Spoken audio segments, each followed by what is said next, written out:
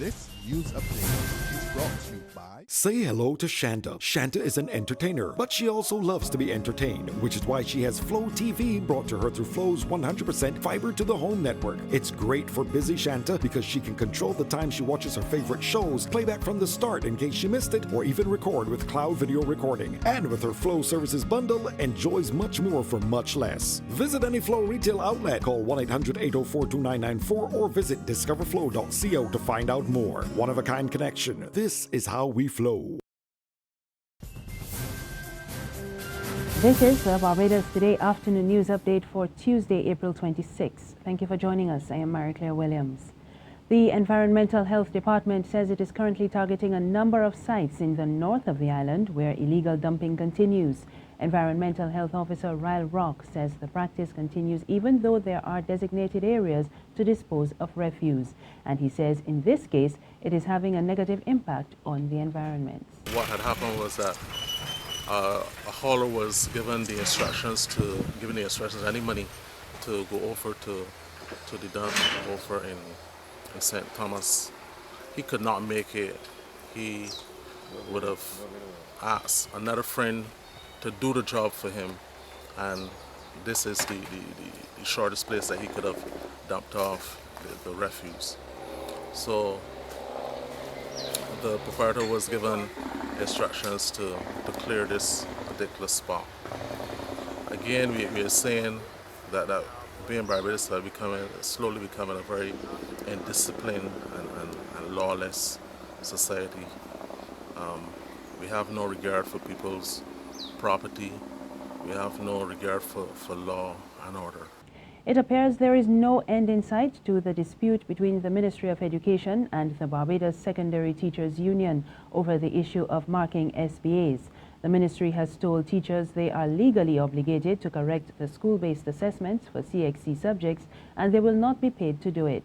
But the union's president, Mary Redmond, told members at a recent meeting that correcting SBAs is not included in teachers' job descriptions and they would not be doing it. Chancellor of the University of the West Indies, Sir George Alleyne, is hailing Barbados' improvements in healthcare over the past 50 years. Delivering the annual Errol Barrow Memorial Lecture, Sir George noted that the average life expectancy of Barbadians has increased by 15 years since independence. The former head of the Pan American Health Organization says such a gain is due to improved medical care. It is common knowledge that life expectancy is increasing in Barbados. And perhaps evidence of this is increasing number of centenarians who are Governor General visits. In 2013, life expectancy at birth was 75.2 years for males and 80.9 years for females, with an overall 78.1 years, and Barbados ranked 39th in the world in terms of life expectancy.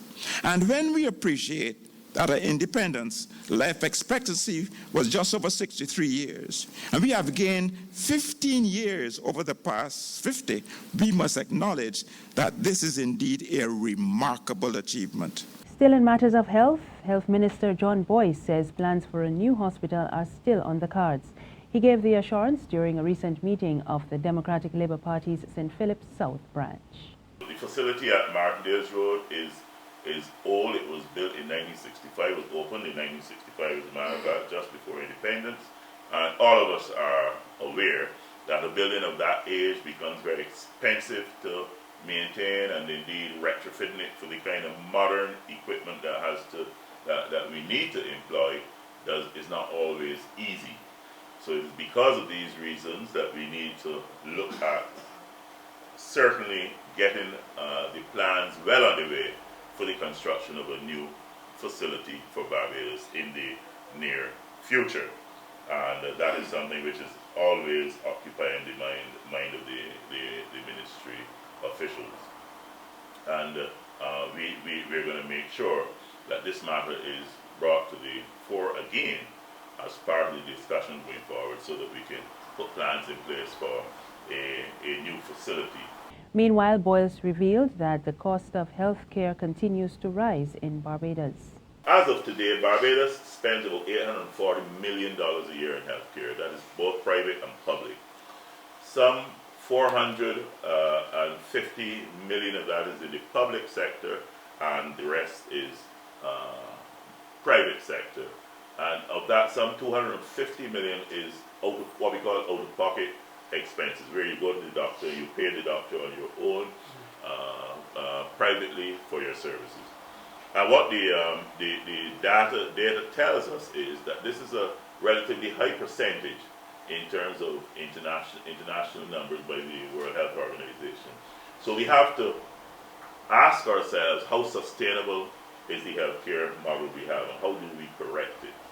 The paternal grandmother of Jahan King has welcomed the arrests of his mother and her boyfriend, saying it was the first step towards justice for the little boy.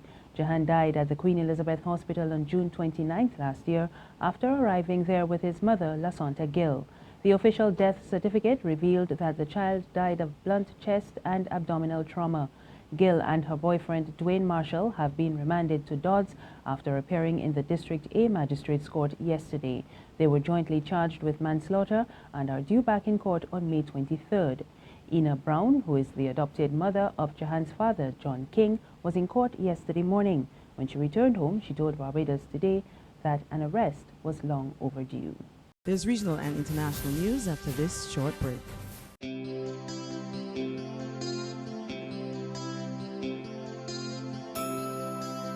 Your first friend, your first love, your first teacher. Show your appreciation for the first lady in your life. Send a photo of you and your mother to weloveyouMom@barbadostoday.bb to be featured in our special Mother's Day photo album and for a chance to win some exciting prizes. To Mom with love. Secure your future, be financially strong. Since 1983, we have been there for you. A smart range of products, great tax benefits. We're the solution to your hopes and your dreams. The Barbados Workers Union Cooperative Credit Union. The Barbados Workers Union Cooperative Credit Union. Humble beginnings to smart loans, smart savings. Save smart and borrow smarter. That's the move for me. Stability, prosperity. We're the solution to your hopes and your dreams. The Barbados Workers Union Cooperative Credit Union. The Barbados Workers Union Cooperative Credit Union. In news from the region, Trinidad's National Security Minister has revealed that Defense Force personnel have been patrolling the nation's prisons as some prison officers fear for their lives. We get more in this TV6 News report. The minister said they have been receiving help at work. Even so far as incorporating the use of the Defense Force in those sort of patrols around our nation's prisons, so that we have put in measures in place to treat the security aspect of all the prisons, the Port of Spain prisons, Golden Grove, the Magna Security prisons, and even in the maritime domain as so far as Carrera prison is concerned. So is it that Defense Force personnel are helping in the security of the prisons at this time? In so far as the outer patrols of the perimeter is concerned, yes. In terms of the areas around the prisons, we do involve in part of our patrol activities. You will find that there are mobile patrols in and around the prisons from time to time. The National Security Minister tells TV6 News that the deployment of Defense Force personnel in the nation's prisons is something that has not been completely ruled out by the government. That proposal was discussed during the People's Partnership Administration last July, when then National Security Minister Carl Alfonso, another former Chief of Defense Staff, said the prisons service would have to solicit the help of the police and the Defense Force. And finally, an inquest has found that 96 football fans who died as a result of a crush in the 1989 Hillsborough disaster were unlawfully killed. It occurred during the FA Cup semi-final between Liverpool and Nottingham Forest. The jury found that the match commander, David Duckenfield, was responsible for manslaughter by gross negligence due to a breach of his duty of care. Police errors also added to a dangerous situation. Today's verdict was handed down after a 27-year campaign by the victims' families. We get more in this BBC report. The families had never wavered. They always believed what happened here on the 15th of April 1989 was unlawful killing. 96 people never returned home that afternoon, men, women and children. The jury also concluded that the behaviour of fans did not cause or contribute to the tragedy. that the emergency response had been delayed and that defects at the Hillsborough Stadium contributed to the disaster.